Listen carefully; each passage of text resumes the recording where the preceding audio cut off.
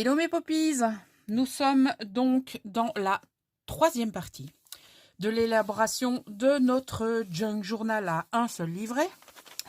Et quand vous voyez le fourbi qu'il y a sur mon plan de travail, vous vous demandez mais qu'est-ce qu'on va faire? Eh bien on va faire la couverture de notre junk, bien entendu.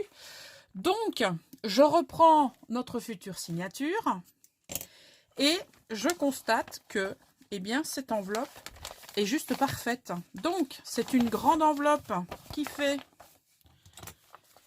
29,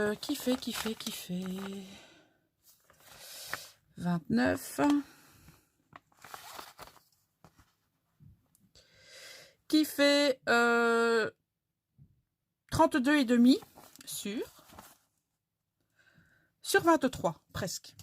Donc, on la plie en deux et elle pourra accueillir très facilement notre signature. Donc on voit qu'on a même un petit morceau de chaque côté, voilà. Et ici, à ce niveau-là, eh bien c'est juste parfait. Donc ce que je vous propose dans cette vidéo, vous n'allez pas m'entendre. Je vais vous mettre une agréable musique, même voire plusieurs.